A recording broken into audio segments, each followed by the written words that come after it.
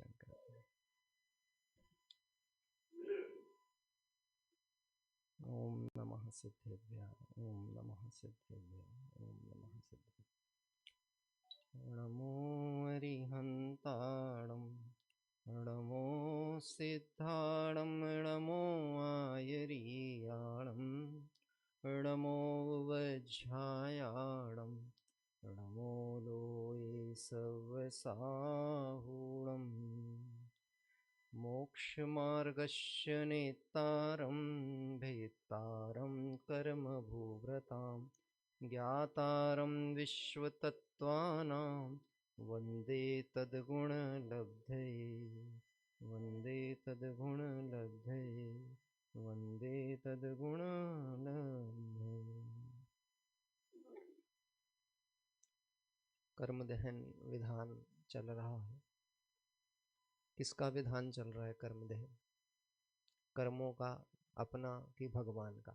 आज हमने 4 पूजाएं अभी यहाँ कर ली हैं और हम उनका स्मरण कर रहे हैं जो मोक्ष मार्ग के नेता हैं, विश्व तत्व के ज्ञाता हैं और जिन्होंने कर्म रूपी भूव्रत मतलब कर्म रूपी महापर्वतों को नष्ट कर दिया है। ऐसे भगवंतों का हम स्मरण करते हैं, अरिहंत भगवंतों की, सिद्ध भगवंतों की पूजा करते हैं। और पूजा के पीछे का प्रयोजन यदि कुछ है, वो एकमात्र प्रयोजन है। वो क्या है? वंदे तदगुण लब्धये। जो अभी नियम सार जी की जिस गाथा के आधार से चल रही है चर्चा 47 नंबर की, कि जैसे सिद्ध वैसा मैं। हम पाठशाला पढ़ते थे तो पाठशाला में एक नारा हमको बुलाया जाता था, जैसे सिद्ध वैसा मैं, मोह राग देश फर फर फुर। क्या बोलते थे? जैसे सिद्ध वैसा मैं, मोह राग देश फर फर फुर। फर फर फुर यानी समझा? जैसे पक्षी आया और बैठा और उड़ गया, ऐसे ये कर्म आए हैं, बैठे हैं, झरेंगे। अब इनको रखना है कि इनको उड़ाना है, ये किसके हाथ का काम है? बांधा जिसने है, खोलना भी उसी को पड़ेगा। और खोलना कुछ है ही नहीं। पहले तो ये विचार कर लेना, ये बंधे कहाँ पर हैं। सबसे पहला काम क्या है? बंधे कहाँ है? क्योंकि जो कर्म प्रकृतियां बताई गई हैं 8 कर्म, उनमें सभी बंधन योग्य नहीं होती। कुछ बंधन योग्य होती हैं और जो बंधन योग्य होती हैं उनका ही बंध होता है। और गजब की बात तो है, बंधन योग प्रकृतियों का भी बंध होता है, तो कर्म में ही कर्म का बंध होता है, जीव में कर्म का बंध नहीं होता। ये बात कैसे समझी जाए कि कर्म में ही कर्म बंध होता है, जीव में होता ही नहीं है? कैसे समझना? बोलिए। गले में चैन पड़ी है? किसी के गले में चैन है?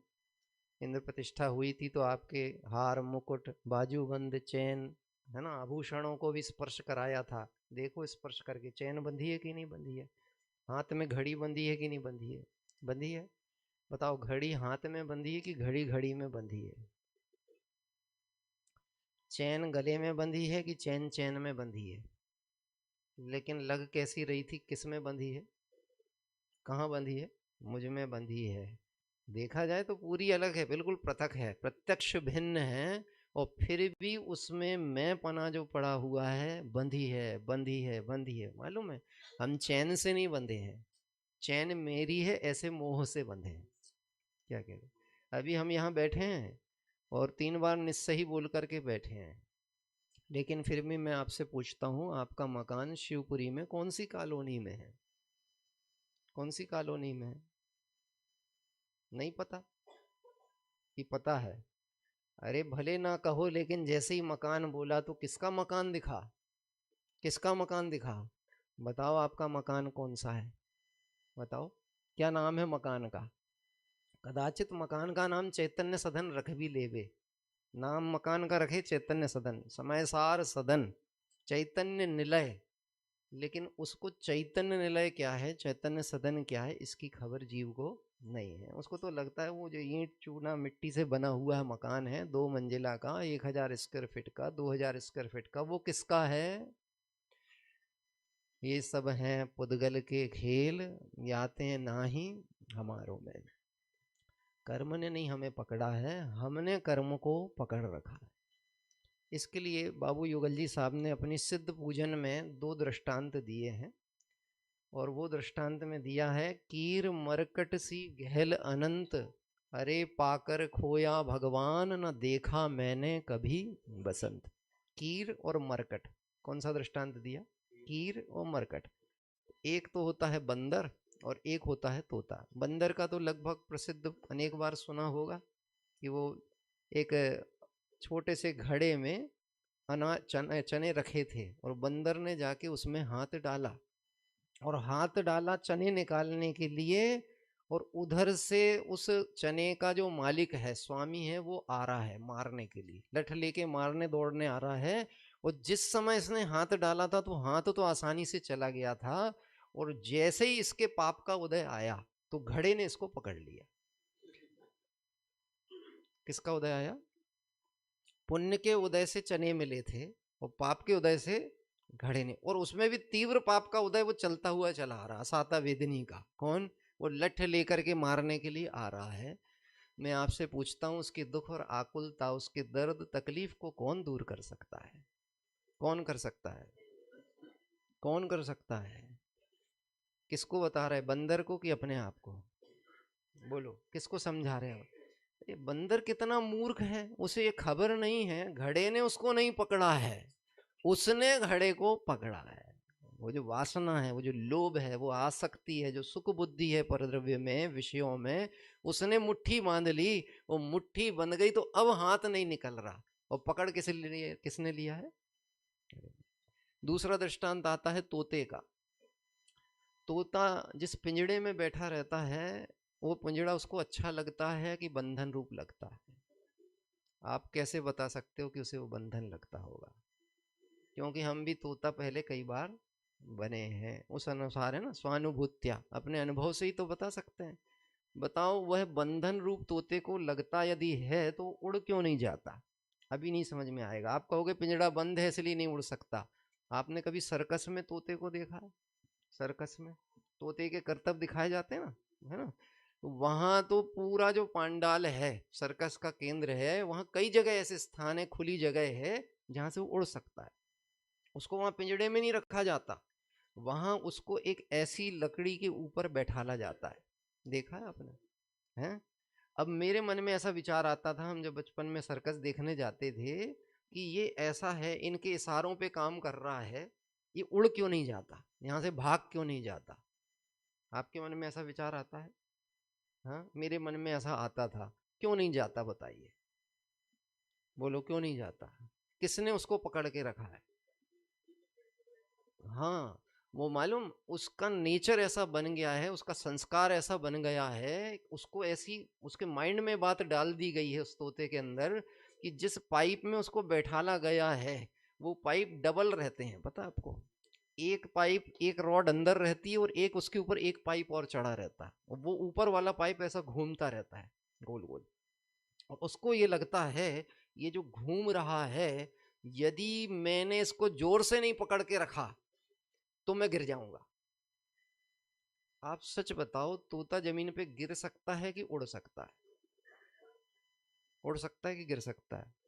उड़ सकता है। फिर क्यों नहीं उड़ रहा? किसने पकड़ रखा है? किसने उसको भुला दिया है कि तुझ में उड़ने की सामर्थ्य है? बोलिए। ये 2 दृष्टांत से आपको बात समझ में आ रही है? कर्म नहीं बांधते, कर्म ने नहीं रोक रखा है, कर्म ने मेरी शांति सुख में बाधा नहीं डाली है। मैं भूल स्वयं निज वैभव को पर ममता में अटकाया। और आरोप किस पर लगा के बैठे हुए हैं? कितने कर्मों पे? कितने कर्म हैं? कल बात कही थी, कर्म 8 और मैं 1।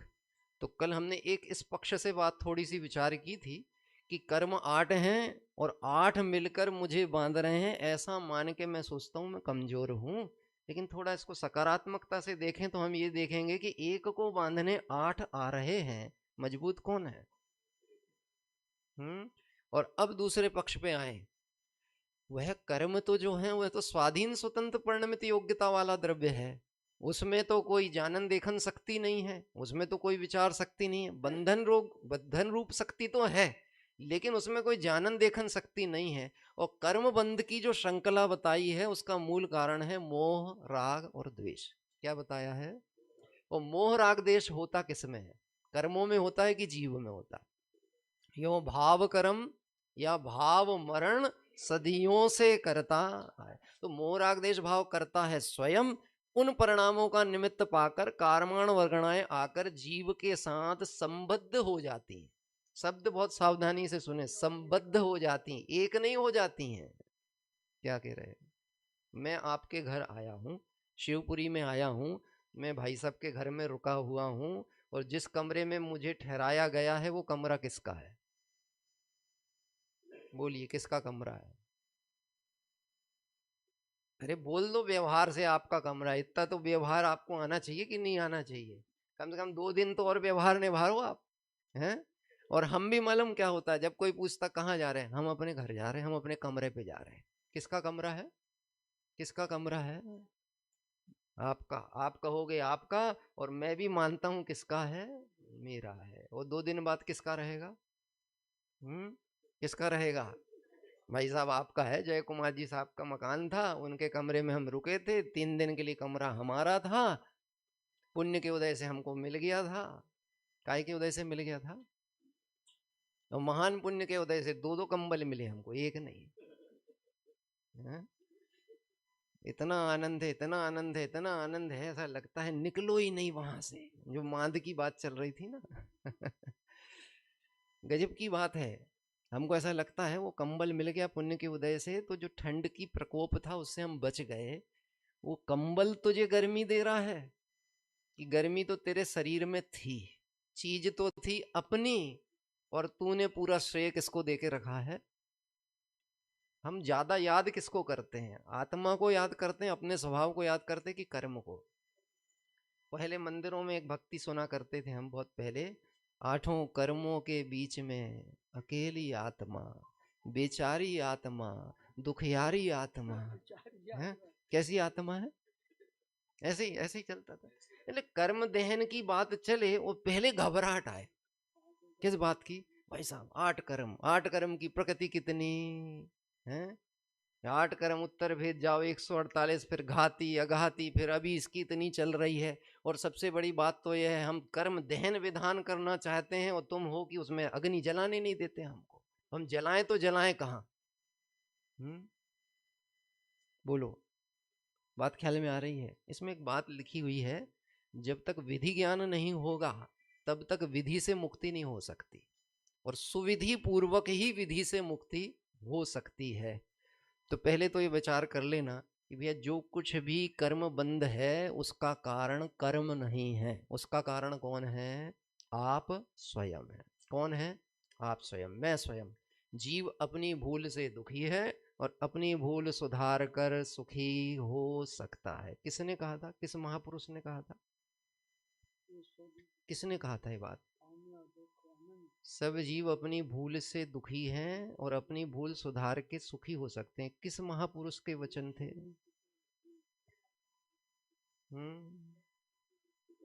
महावीर के शासन में रहकर हमें यही नहीं पता कि महावीर की शिक्षा थी। और ये पाठशाला के भाग में 11 शिक्षाओं में डाली गई है ये वाली शिक्षा। कौन सी? सब जीव अपनी भूल से दुखी हैं और अपनी भूल सुधार कर सुखी हो सकते। बताओ, हम गर्व से कह सकते हैं हम महावीर के शासन में? जैन किसे कहते हैं? जैन किसे कहते हैं? बोलिए।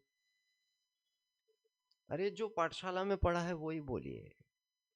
देखो, जो पढ़े लोग हैं वो नहीं बताएंगे तो नए लोगों को कैसे पता लगेगा? वो ये सोचते हैं जी लोग क्या पढ़ते हैं। बुरा नहीं मानना, मैं तो कहता हूँ बुरा लगना चाहिए। बुरा नहीं मानना बोल बोल के हम सुभट हो गए। बुरा लगना चाहिए। किस बात का बुरा लगना चाहिए? हम अपनी अंतर परिणति को टटोल को तो देखें। जैन किसे कहते हैं?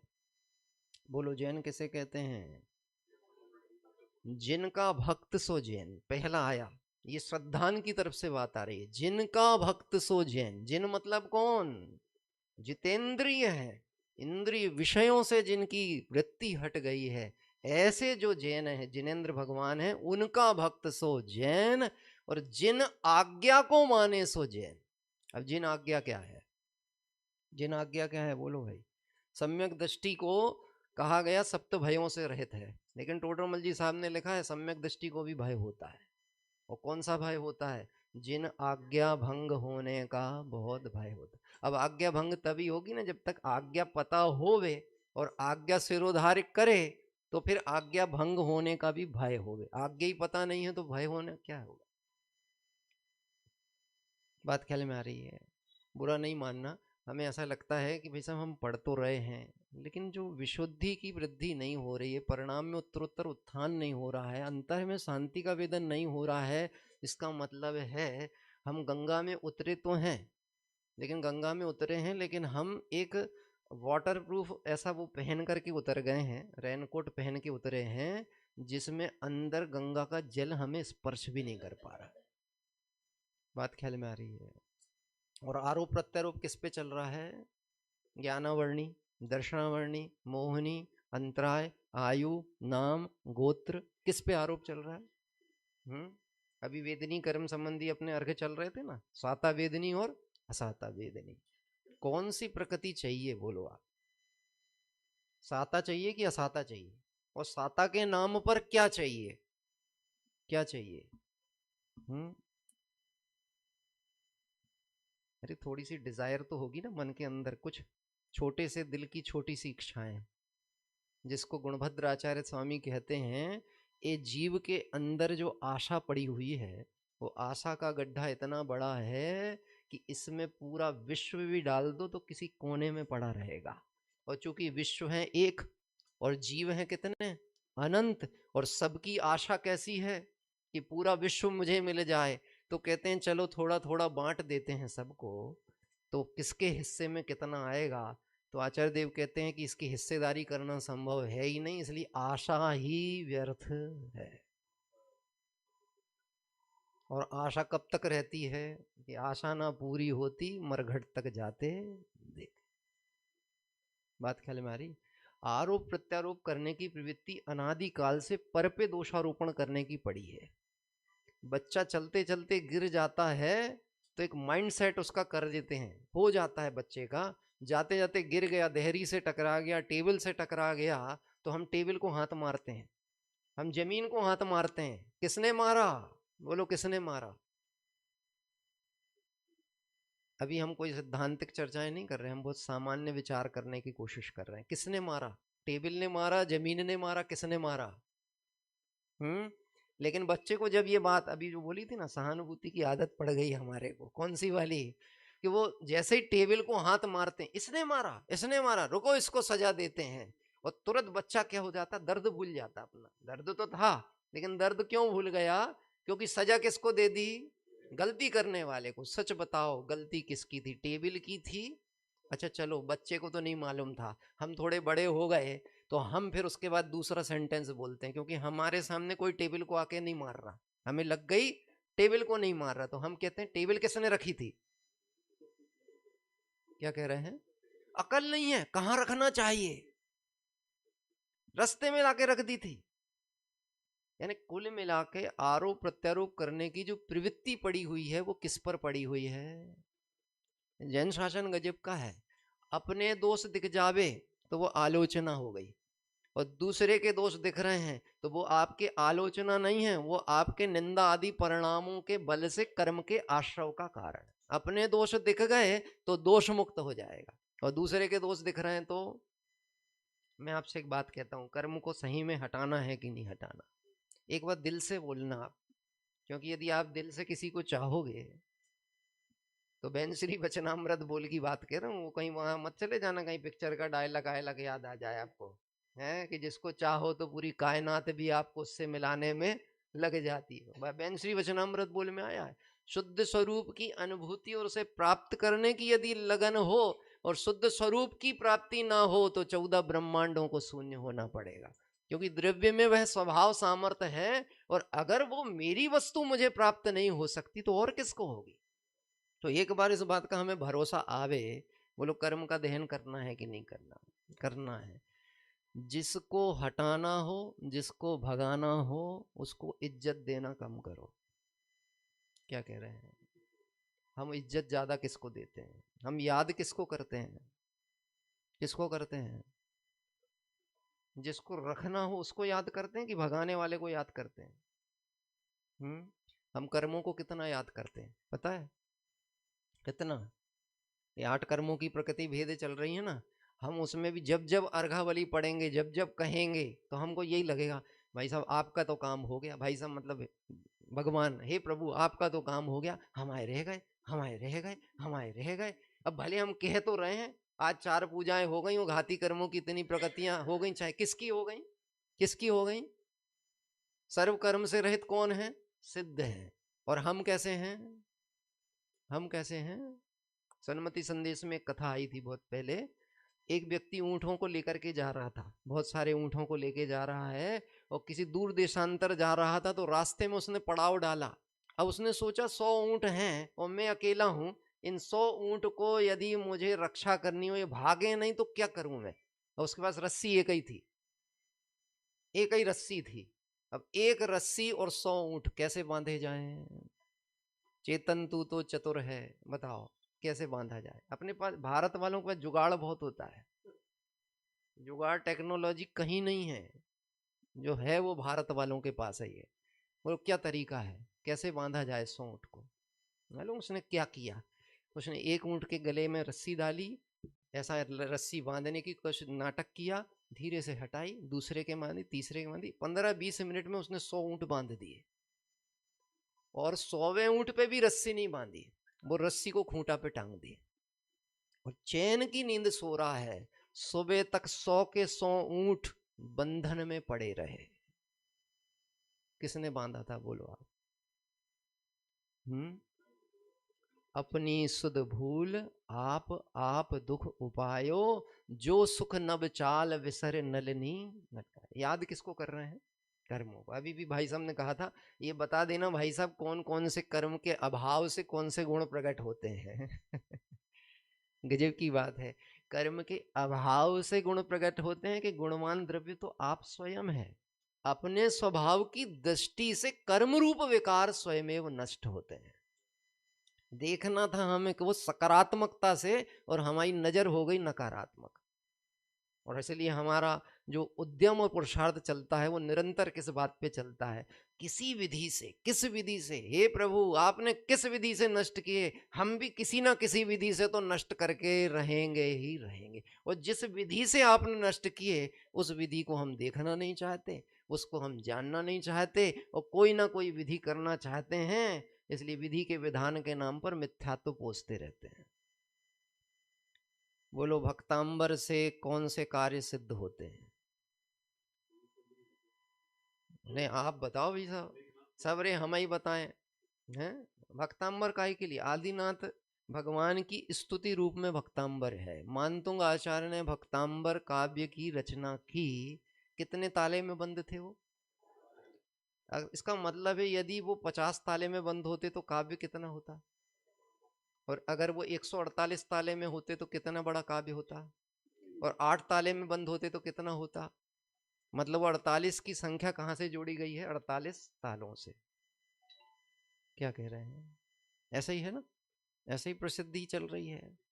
और फिर उसके बाद में चूंकि वो आप पढ़ेंगे, जब भक्तांबर स्तोत्र को पढ़ते हैं हम, तो उसमें जितना भी आपको एक एक पद्य में भगवंतों की स्तुति है, वो सब स्तुति जो है वो उपमाओं के माध्यम से विशेष रूप से की गई है ना। अभी हमें कोई उसके प्रसंग की चर्चा नहीं करना, लेकिन फिर भी अगर अपन विचार करें तो जितनी उसमें बात आई है, उसमें कहीं ना कहीं कहीं ना कहीं कहीं ना कहीं जिसकी जैसी दृष्टि होती है उस बात को पकड़ लेता है। बोलो शरीर का रोग मिटाना हो तो भक्तांबर का कौन सा काव्य पढ़े? व्यापार धंधा अच्छा करना हो तो कौन सा काव्य पढ़े? जबकि मानतुंग आचार्य का क्रम इससे कहीं जुड़ा ही नहीं है, यानी किसी ना किसी विधि से हम कुछ ना कुछ करना तो चाहते हैं। क्या कह रहे हैं? बोलो कौन सा काव्य पढ़ना चाहिए? कैंसर ज्यादा खतरनाक है कि मिथ्यात्व ज्यादा खतरनाक है? लेकिन कैंसर का इलाज तो बता दे रहे हैं, पर मिथ्यात्व का इलाज बताने वाला कोई नहीं है।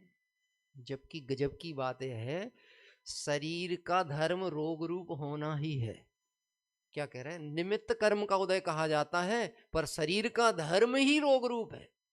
ढाई ढाई रोम में क्या कह रहे हैं, रोग पड़े हैं, 96 रोग पड़े हैं, पूरी संख्या 5,96,00,000 इतनी संख्या बताई गई है, शरीर में रोग हैं। बताओ इस शरीर को रोग मुक्त कैसे किया जा सकता है?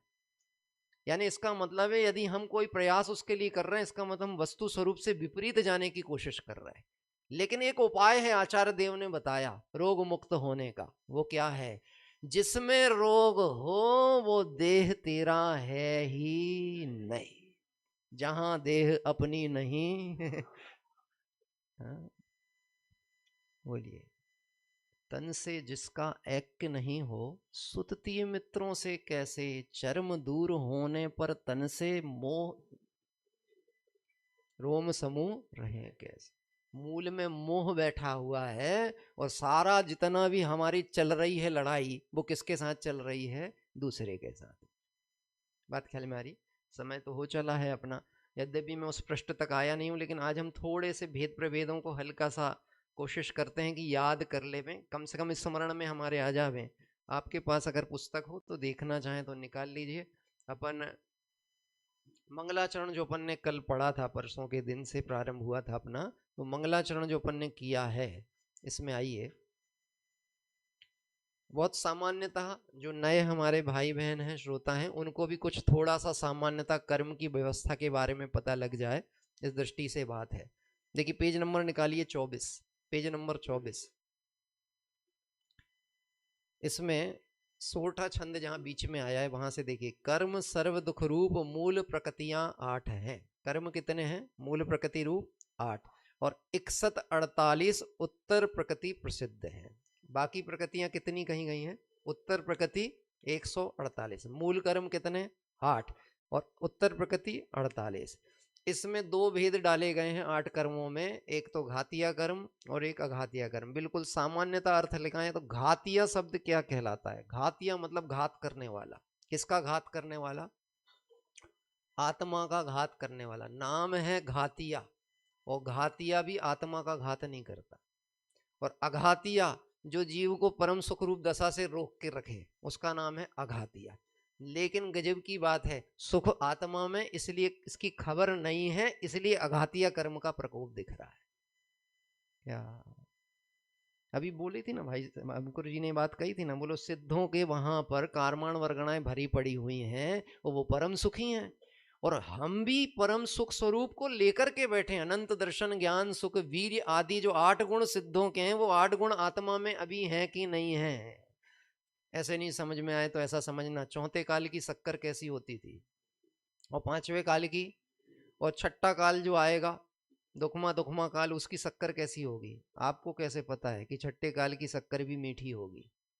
कि वस्तु का स्वभाव कभी बदलता नहीं है, वस्तु अनादि धन अपनी स्वस्वभाव सत्ता में ही कायम रहती है। और उसमें गुण कितने हैं? अनंत गुण है। 8 गुण तो मुख्य पने बताए गए हैं, गुण कितने हैं? अनंत। किसकी बात चल रही है, सिद्धों की कि अपनी? कपड़े पहने वाले सिद्धों की? किसकी बात चल रही है? अरे कपड़े का मोह तूने पाल रखा है, ये तो कह रहे हैं देह भी जो है वो आत्मा का, उससे कोई संबंध नहीं। तो देखो घाती कर्म और अघाती कर्म, ये दो भेद किए गए। घाती कर्म कितने प्रकार के? देखो भैया थोड़ा थोड़ा बोलते चलना, जिनको याद है वो जोर से बोलना, जिनको याद नहीं है वो सुन करके बोलना। कितने कर्म है? कौन कौन से? बहुत अच्छा, सही से बोले होंगे, भगवान के सामने गलत कोई नहीं बोलेगा। ज्ञानावर्णी दर्शनावर्णी मोहनी अंतराय। अब 4 आघातिया कर्म कौन कौन से? आयु नाम गोत्र और वेदनी। वेदनी आयु नाम और गोत्र, ये 4 आघातिया कर्म प्रकृतियां हैं। इतना तो हम सभी के ज्ञान में है। अब इसके आगे बात आ रही है, कर्म घाती है 4। पहला ज्ञानावरण, दूसरा दर्शनावरण, फिर इसके बाद तीसरा मोहनी, और चौथा अंतराय। ये 4 प्रकृतियां जो हैं ये जीव के स्वभाव गुण की घातक हैं। लेकिन बात ध्यान रखना, इनमें नाम आ रहा है ज्ञानावरण, दर्शनावरण, सभी के साथ में एक नाम कॉमन है, आवरण। आवरण आवरण आवरण, इसका मतलब है ये सिर्फ कवर अप करती हैं, ये नष्ट नहीं करती। क्या? जैसे राख, पहले सिगड़ियां जलती थी, वो सिगड़ी जलती थी और सिगड़ी ऊपर से तो राख जम जाए और ठंडी हो जाती थी, लेकिन अंगार उसमें पड़े रहते थे कि नहीं है। और राख हटाई जाए तो वो अग्नि ज्यों की त्यों प्रकट रूप है कि नहीं। तो राख का आवरण तो हो सकता है लेकिन अग्नि को वो नष्ट करता नहीं है।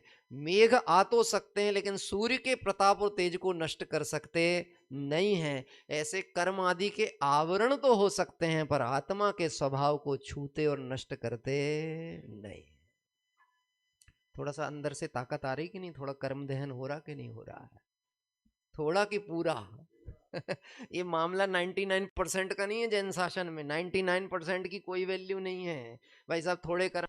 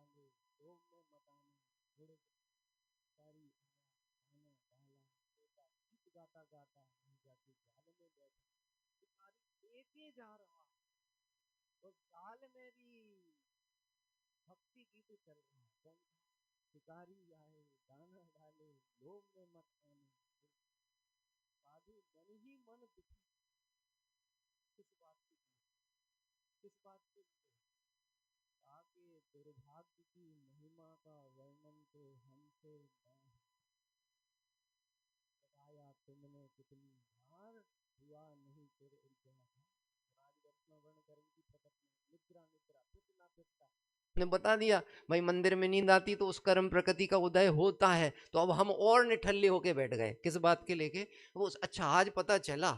हम तो सोच रहे थे शरीर की थकान के, अच्छा वो कर्म का उदय अब हम का कर सकते। अब तो हम लुढ़क भी जाएं तो कौन हमको बचा सकता है। इसके लिए बताया था, इसके लिए बताया था कर्म प्रकृति का उदय। भाई साहब वो कर्म बंधा जिन परिणामों से था उससे भेद ज्ञान करने के लिए बताया, और हम कर्म के उदय के कर्ता भोक्ता मन करके और निठल्ले होके बैठ गए। क्या कह रहे हैं, धूर्तताई है धूर्तताई। देखो कहते हैं 47 प्रकृतियां तो होती हैं घाती कर्म की और 101 प्रकृतियां होती हैं अघाती कर्म की। इसके बाद क्रम क्रम से इसकी चर्चा है और इसमें थोड़ा सा बस इतना भेद याद रखें क्योंकि अपना समय हो गया है, विधान अपन को शांति पूर्वक पूरा करना है। तो इसमें आगे आएंगी कर्म प्रकृतियों में 8 कर्म में उत्कृष्ट स्थिति कितनी है और जघन्य स्थिति कितनी है। बहुत सरल है, बस उतना अपन आज देख लेते हैं, फिर समय अनुसार विचारेंगे। तो इसमें पहला ज्ञानावरण कर्म, इसकी उत्कृष्ट स्थिति बंध स्थिति कितनी है, यानी अगर किसी परिणाम से कर्म बंध जाए उत्कृष्ट स्थिति लेकर के, तो ज्ञानावर्णी कर्म बंधेगा 30 कोड़ा कोड़ी सागर का। कितना? और कोड़ा कोड़ी किसको कहते हैं? 1 करोड़ इंटू 1 करोड़, इसको 1 कोड़ा कोड़ी कह रहे हैं। और 30 कोड़ा कोड़ी मतलब 1 सागर के अंतर्गत असंख्यात अरब वर्ष समझ लेना स्थूल कथन में। बाकी तो गड्ढा इनने नहीं खोदा तो हम अब कहाँ खोदे, टाइम ही नहीं बचा गड्ढा खोदने का है। वो योजनाओं का गड्ढा खुदवाएं, पहले सबको हटाएं फिर गड्ढा खुदवाएं, टाइम नहीं है। आप समझ लेना, आगम से जानना उस बात को। तो ज्ञानावर्णी के कर्म की उत्कृष्ट स्थिति 30 कोड़ा कोड़ी, दर्शनावर्णी कर्म की 30 कोड़ा कोड़ी, वेदनी कर्म की 30 कोड़ा कोड़ी, अंतराय कर्म की 30 कोड़ा कोड़ी। 4 कर्मों की कितनी प्रकृतियां हो गई? 30 कोड़ा कोड़ी सागर उत्कृष्ट बंधने वाली प्रकृति। यानी परिणाम करेगा जीव और कर्म बंद हो जावे तो इतने दीर्घ काल तक का बंद ले सकता है। क्या हम सोचते हैं ना, हमने तो कछु नहीं की, हम तो किसी का बुरा भी नहीं चाहते, हम तो सदाचार भी पालते, बड़े न्याय नीति से चलते, फिर हमारे साथ ऐसे कर्म के उदय क्यों आ रहे हैं कि जे कर्म पूरब किए खोटे सहे क्यों नहीं जीरा। क्या कह रहे हैं? हम सोचते हैं जल्दी हट जाएं। अरे बांधे ही तुमने बड़ी मजबूती से हो, जल्दी क्यों हट जाएंगे? तुमने इतने प्रेम से चिपकाए हो, अब वो पूरा प्रेम निभा के ही जाएंगे। मैं तो ये मानता हूं कि कर्म बहुत न्यायाधीश की तरह निष्पक्ष होते हैं। जैसे सर्वज्ञ है ना, उन्हें जगत से कोई लेना देना नहीं, ऐसे कर्मों को भी कोई लेना देना नहीं। इसलिए चाहे वो तीर्थंकर का जीव भी क्यों ना हो, तद्भव मोक्षगामी क्यों ना हो, यदि उसने उस कर्म के परिणाम को बांधा था तो वह अंतिम भाव में भी कर्म का उदय पीछा छोड़ने वाला नहीं। क्या बहुत ईमानदार है। तो ये 4 कर्म तो हो गए 30 कोड़ा कोड़ी सागर के, और नाम कर्म और गोत्र कर्म की स्थिति होती 20-20 कोड़ा कोड़ी सागर। 4 कर्म कौन कौन से? ज्ञानावरण, दर्शनावरण, वेदनी, अंतराय, 30 कोड़ा कोड़ी सागर। और उसके बाद नाम कर्म और गोत्र कर्म की 20 कोड़ा कोड़ी। और आयु कर्म की जो उत्कृष्ट स्थिति बताई 33 सागर। कितनी बताई है? 33 सागर। 2 जगह आप इसको देख सकते हैं, नरकों में 33 सागर की स्थिति और स्वर्ग में 33 सागर की। और मोहिनी कर्म की उत्कृष्ट स्थिति कितनी है? 70 कोड़ा कोड़ी सागर। एक समय प्रबद्ध कर्म की बात कर रहे हैं। कितने समय की? एक समय प्रबद्ध, मतलब एक समय में जीव इतने कर्म का बंद कर रहा है। अभी चल रहा है कर्म बंद, 8 में से 7 कर्मों का बंद इस समय भी हमको चल रहा है। क्या कह रहे हैं? हाँ, नहीं, परिणाम अनुसार परिवर्तित तो होता रहेगा लेकिन बंध श्रृंखला नहीं छूटेगी, चलती रहेगी, वो क्रम चलता रहेगा, चल रहा है, अनवरत धारा क्रम चल रहा है। क्या कह रहे हैं? अपने को ऐसा लगता है हमारे पास क्या है, अगर तुम कर्म की तरफ से अपने को देखोगे तो खजांची बन के बैठे हैं हम, भंडार भर के बैठे हैं। इतना कर्म बंध जीव अपने ही मोहराग देश परिणाम से निरंतर कर रहा है। और जगन्य स्थिति की बात की जावे तो उसको भी समझ लेवे। तो इसमें मोहिनी कर्म, वेदनी कर्म, ज्ञानावर्णी, दर्शनावर्णी, मोहिनी, वेदनी, आयुर, अंतराय, इन सब की जगन्य स्थिति यदि बनती है तो अंतर मुहूर्त काल की बनती है, और नाम कर्म और गोत्र कर्म की बनती तो 8 मुहूर्त की बनती है। ठीक है, बस अभी यहीं तक अपन चर्चा ले रहे हैं, विशेष नहीं, क्योंकि ज्यादा चीज भी क्षोभसम में डालेंगे तो भारी हो जाएगा माथा। अभी बस इतना समझना है, मैं अगर अपने स्वभाव की दृष्टि करता हूं, अपने बल को पहचानता हूं, तो मेरा इस जगत में कोई शत्रु न था, न है, न हो सकता है। जिसने अपने बल को पहचान लिया, अपने स्वभाव को जान लिया, वो आज सिद्धालय में है। और जो अपने स्वभाव से अपरिचित हैं, जिनके ऊपर मोह भारी पड़ा हुआ है, वो संसार में। हाँ, उपेक्षा का, अरे अनंतानुबंधी की परिभाषा क्या डाली है? अनंतानुबंधी कहते किसको है? क्या कह रहे हैं? तुझे अपने अनंत गुण समन्वित इस स्वभाव की खबर नहीं है और तू पर से एक भी गुण की, एक सुख की वांछा करता है, इसका मतलब तू अनंत स्वरूप आपने आत्मा का अनादर करता है। और वो अनादर का परिणाम तीव्र कषाय का भाव, वो अनादर का परिणाम अनंत संसार का बंद कराता है। मिथ्यात्व का फल नियम से निगोद है और कषाय का फल चार गति रूप दुख अवस्था, नरक आदि दशा हो सकती है। इसलिए पहले में पहले किसको छोड़ना है? मिथ्यात्व को। और मिथ्यात्व कहते किसको हैं? उल्टी मान्यता। उल्टी मान्यता कहते किसको हैं?